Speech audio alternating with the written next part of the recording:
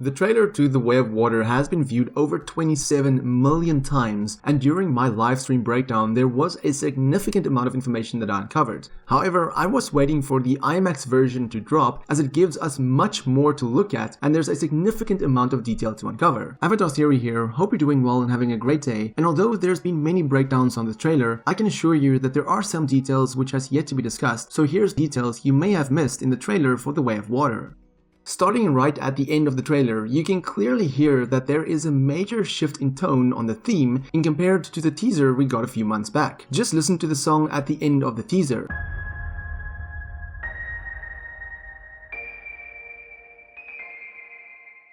Now compare that to the tone at the end of this new trailer.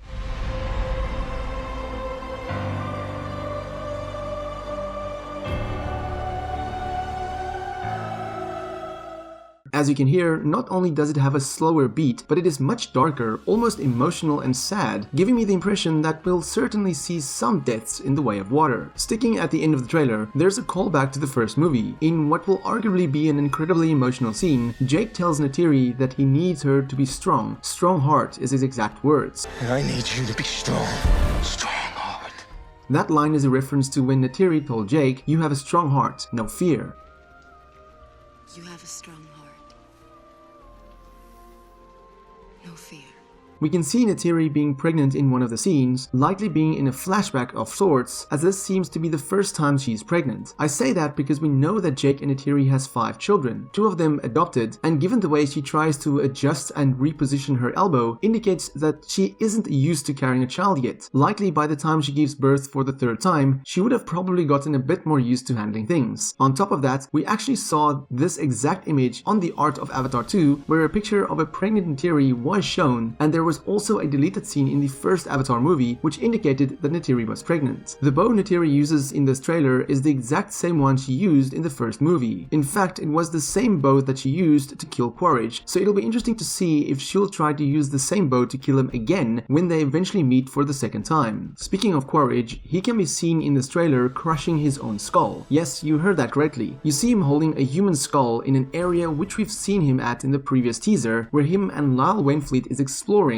and this is clearly the area where he died. If you look at the initial teaser, the shot where the kids spy on the Recoms, you can see that they are in fact by the mobile station where Quaritch and Jake fought. Not only that, but if you look on the right side of the skull, you can clearly see scratch marks, which indicates that this is in fact Quaritch's human skull. James Cameron loves his references to his older films. In this trailer alone, we can actually see 3 different references to his past films. One to Terminator 2, where a skull is crushed, one to Titanic, with Rose almost being underwater, and another one being an Easter egg to Arnold Schwarzenegger in True Lies. During the one scene where Tonowari tells Jake that they, the Metkayina, cannot let Jake bring his war there, you can see Jake holding his youngest child, Neytiri, on the side. We see her holding onto Jake, and either she's hiding her face because she is scared of Tonowari, or she could be asleep, as this likely takes place right after their long journey to the reef. The scene where Kiri is lying on the grass, we can see the grass starting to move in what looks like a pulsing motion. When you look closely at the movement of the Woodsprites, you can actually see that every time the Woodsprite does their movement, it is almost like an energy is being shot down to the ground. Interestingly, you do not see Kiri's hair move. If this was a movement from wind or an outside source, say a shuttle landing, then her hair would have clearly moved from the motion, but the fact that only the ground moves gives me the indication that this is a pulsing energy, an energy likely from Eywa, as Woodsprites are considered sacred and pure, as we saw them sitting on Jake during the first movie.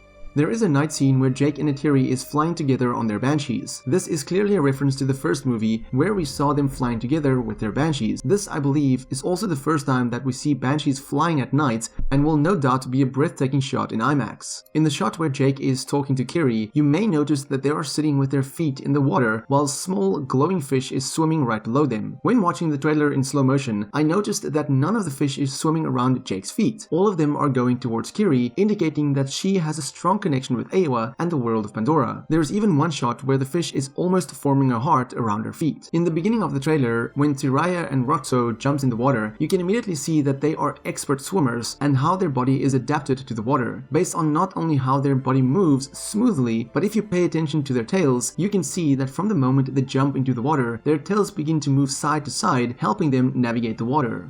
There seems to be some celebration scene, which I mistakenly took as a scene from the first movie where Grace died, where we can see the Na'vi gathering around, standing, and zooming in as much as possible to the center. That could possibly be Jake and Neytiri wearing outfits that was shown in the art book preview. We know that Neytiri being pregnant is in the movie, so looking closely at these outfits and that scene, this could possibly be what they were wearing. In the shot where Kiri is underwater, you can see that she is at what seems to be some sort of underwater tree of souls, and she connects her Q to that tree, likely to feel or see more of the underwater life. Next to her is Tsireya, the daughter of Ronal and Neytiri, and if you look in slow motion, you can actually see that Tsireya is also about to use her Q and connect to this tree, a small detail easily missed. Interestingly, when Kiri is connecting herself to the tree, that color is similar to the color when Grace is about to die in the first movie, and she becomes one with Eywa, whereas when the mind is being linked to an avatar, it has a very different color pattern. Shortly after Jake and his family arrives at the Metkayina Reef, it is indicated that Onang, the son of Neytiri and Ronal, gets into a fight with Loak, likely because Onang does not like outsiders or feels disrespected by the Sully family, and we can even see by Loak's expression that he realizes after trying to be respectful, Onang does not like him at all. If you look closely at his face, he is clearly shocked by not being greeted after he shows respect towards Onang, just another small visual touch that goes a long way.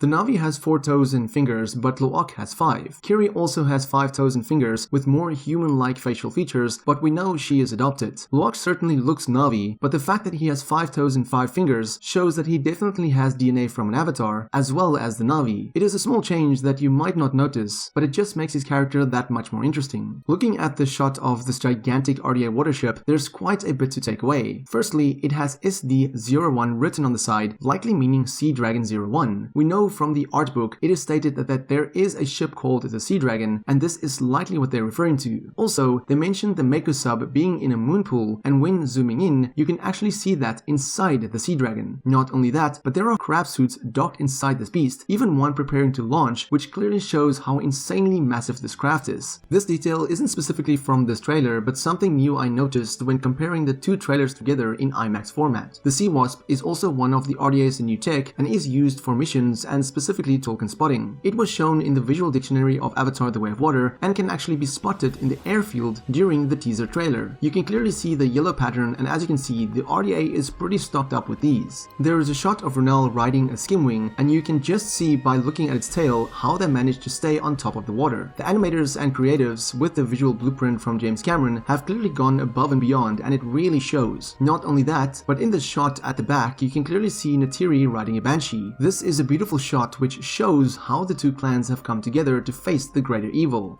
There's a quick shot of a baby being born, likely being the baby of Ronal, but that's not confirmed. We know that she is pregnant in this movie, and the birth of this baby will likely take place underwater, and the baby is coming up for air, possibly for its first time. This baby is clearly part of the Metkayina, not only because of the color, but if you look closely at the child's tail, and especially the arms, you'll notice that it has that paddle-like shape, which helps when it comes to swimming. What I also noticed in the scene is that this Tulkun has a slightly different shade to it, and it has tattoo markings on its face. These tattoos seem to resemble that of Tonawari's, and we know that his tattoos are heavily inspired by the Mawari, where face tattoos are not only a sign of rank, in this case indicating that Tonawari is the leader, but also shows accomplishments, position, and status. The fact that this Tulkun has facial tattoos could imply that this is the Tulkun leader and that of Tonawari, thus it is here to protect Ronal during the birth of her baby. In the scene which I'd like to call Death and Destruction, you may notice a bunch of Na'vi being captured, hands tied behind their backs, with Recoms and RDA soldiers patrolling. With the widened view, you can see that there are some Banshees on the left, likely being the Banshees that Jake and Neytiri arrived on, and in the center you may spot Spider in front of a Recom. When zoomed in, you can also notice that the Recom is wearing the same outfit Quaritch wears, and even has a black mark on his shoulder, likely being a tattoo, heavily implying that this is Quaritch. You may even notice Spider pushing away the Recom as he's trying to grab Spider's arm. There is also a dead elu in the water, indicating that the RDA is really going to be ruthless this time around. This will no doubt be a tense scene, but did you notice that everything is upside down? When you look at the emergency exit sign, you can see that it is written upside down, and even the tables is on the roof. The water coming in from below is indicating that whatever ship Neytiri and Tuk is on is likely sinking, and we know James Cameron is experienced when sinking ships on camera. When Kiri is about to do some energy or forward push motion, you may notice that the markings scenes on her body begins to light up. If you pause a few frames back, you can also see that her Q is connected to the plant or tree, indicating that there seems to be a way that she is getting energy from Eywa or using that to her advantage, possibly using that energy to manipulate the water. This likely means that Kiri has a strong connection to Eywa, or even the embodiment of Eywa herself. In one of my favorite shots from the trailer, where the Tulkun is about to jump onto the ship, you can see that the RDA and Recoms have captured Kiri, Loak, and Tuk. You can even spot them from above, a bit more to the left side, and if you look closely at the fin of this Tulkun, you can notice that this is actually Payakan, the Tulkun who saved Loak on one of the mid-credit scenes from Avatar Remastered. I say this because Payakan's fin was injured during that scene thanks to a harpoon, and this could possibly be the ship that gets flipped upside down, where we see Neytiri and Tuk trying to escape that water rising. What is also noticeable from the scene is that Spider is nowhere in the shot. In one of the previous shots from the first trailer, we can see Spider being alongside Kiri, Loak, and Tuk, only to be surrounded by the RDA, so they likely captured him and wanted to eliminate the others, but Payakans came to save the day. You can even see one of the Recoms point a gun towards the kids, certainly a much darker RDA. Spider can be seen going with the Recoms though in one of the shots. I've mentioned this before in a breakdown, but when you pause on this scene, you can clearly see that there is a human boy resembling Spider that is on the back of a Recom going up to the dragon ship. We saw a number of these ships in the teaser trailer, but it makes me wonder why Spider is going with them, possibly being captured for intel on the location of Jake and Neytiri. In the shot of the Recom and an RDA soldier, we can see the exosuit in action, which the RDA soldiers use to not only wield Recom weapons, but also to have enhanced strength and speed. When you watch this in slow motion, you can actually see that there is an RDA soldier injured on the side and the exosuit soldier turned towards him just before the scene in the trailer was cut. Towards the end of the trailer, where Neytiri is jumping off a Banshee, if you look closely to the far right, you can actually see a Recom soldier. I also noticed that looking behind Neytiri, you can see daylight, which indicates to me that this scene likely takes place early in the morning and is connected with the scene at the end of the trailer. Additionally, she is likely landing on the SeaDragon, because if you look at the shot of the ship opening, you can see that it has a helipad of sorts right at the back, and it does seem like Neytiri is landing on an area which looks a lot like a helipad. There will likely be a significant loss in the Sully family, as the IMAX trailer shows us a bit more of the scenes, and when you go to the scene where Jake tells Neytiri that he needs her, you can clearly see at the bottom left, it almost looks like somebody is lying there, motionless, being held by Loak, almost as if he is holding somebody that had just died, a close friend, or perhaps a sibling. This was not seen in the regular trailer due to the dimensions, and you can even see that when Neytiri picks up her bow, the same body is spotted lying behind her motionless, or at least that's what it looks like. You can also see somebody kneeling over behind Neytiri and seemingly mourning the loss of somebody, again something not seen in the regular trailer. This was my detailed breakdown of the new trailer On the Way of Water, and although it took some time, as mentioned, I wanted to wait for the IMAX trailer to drop, as it not only gives us more to look at, but in greater detail as well. However, if I missed anything specific, then please let me know in the comments below.